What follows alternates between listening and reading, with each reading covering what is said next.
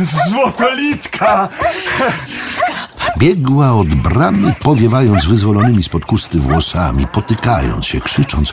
Jurga rzucił powody pachołkowi, skoczył z wozu na ziemię, pobiegł na spotkanie. Chwycił ją w pasie mocno, poderwał z ziemi, zakręcił, zawirował. Jestem, Złotolitka! Wróciłem! Jurga! Wróciłem! Hejże! Rozbieraj ta wrota! Gospodarz wrócił! Złotolitka! Była mokra, pachniała mydlinami, prała widać. Postawił ją na ziemi, ale i wtedy nie puściła go, wczepiona, roztrzęsiona, ciepła. Prowadź w dom, Złotolitka! Bogowie! Wróciłeś, po nocach nie spałam. Jurga, po nocach nie spałam. Ej, wróciłem, wróciłem i bogato wróciłem.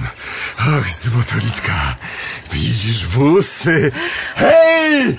Poganiaj! Zajeżdżaj we wrota! Widzisz wóz, Złotolitka? Dość dobra wiozę, by... Jurga, co mi dobro, co mi wóz. Wróciłeś, zdrowy cały. Bogato wróciłem, mówię. Wraz zobaczysz. Jurga, a on kto? Ten czarno odziany, bogowie z mieczem. Kupiec obejrzał się. Wiedźmin zsiadł z konia. Odwrócony udawał, że poprawia popręg i juki. Nie patrzył na nich, nie podchodził. Później ci opowiem. Ach, Złotolitka, żeby nie on. A gdzie dzieciaki? Zdrowe? Zdrowe, Jurga, zdrowe. W pole poszły wrony strzelać, ale sąsiady znać im dadzą, żeś w domu. Wraz przylecą cała trójka. Trójka? Cóżeż to, Złotolitka? Może się... Nie, ale coś muszę ci rzec. Nie będziesz gniewny? Ja? Na ciebie? Przygarnęłam dziewuszkę, Jurga. Od druidów wzięłam, wiesz, od tych, co po wojnie dzieci ratowali. Zbierali po lasach, te bezdomne i pogubione. Ledwo żywe, Jurga, gniewnyś. Jurga przyłożył dłoń do czoła, obejrzał się. Wiedźmin szedł powoli za wozem, prowadził konia. Nie patrzył na nich, wciąż odwracał głowę. Jurga! O bogowie! Jęknął kupiec. O bogowie! Złotolitka, coś, czegom się nie spodziewał. W domu. Nie bądź gniewny, Jurga. Obaczysz, polubisz ją. Dziewuszka mądra, miła, robotna. Dziwna trochę. Nie chcę mówić, skąd jest. Płaczę zaraz. No to i nie pytam. Jurga, wiesz, jak ją zawsze chciała, by była córka. Co ci? Nic. Rzekł cicho. Nic. Przeznaczenie. Całą drogę przez sen gadał, bredził w gorączce. Nic jeno przeznaczenie i przeznaczenie. Na bogów. Nie na nasz to rozum, Złotolitka. Nie pojąć nam, co myślą tacy jak on. O czym śnią. To nie na nasz rozum. Nadbor! Sulik! Aleście wyrośli jako byczki! Ano! Sami tu, do mnie! Żywo! Urwał, widząc małą, szczuplutką, popielatowłosą istotkę idącą wolno za chłopcami. Dziewczynka spojrzała na niego. Zobaczył wielkie oczy, zielone jak trawa wiosną, błyszczące jak dwie gwiazdeczki.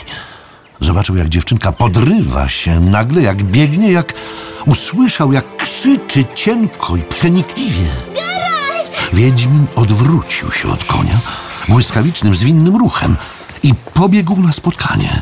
Jurga patrzył urzeczony. Nigdy nie myślał, że człowiek może poruszać się tak szybko. Spotkali się na środku podwórka. Popielatowłosa dziewuszka w szarej sukieneczce i białowłosy wiedźmin z mieczem na plecach, cały w czarnej skórze lśniącej od srebra. Wiedźmin w miękkim skoku, dziewuszka w truchcie, wiedźmin na kolanach, cienkie rączki dziewuszki dookoła jego szyi, popielate mi się włosy na jego ramieniu. Złotolitka krzyknęła mu ucho. Jurga objął ją. Bez słowa przygarnął do siebie, drugą ręką zebrał i przytulił obu chłopców. Geralt! Powtarzała dziewczynka, lgnąc do piersi wiedźmina. Znalazłeś mnie i wiedziałam. Ja zawsze wiedziałam, że mnie odnajdziesz. Ciri, powiedział Wiedźmin. Jurga nie widział jego twarzy ukrytej w popielatych włosach.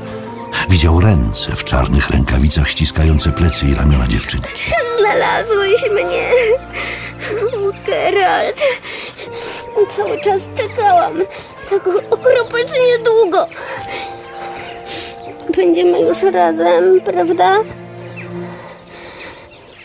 Teraz będziemy razem, tak? Powiedz, Geralt.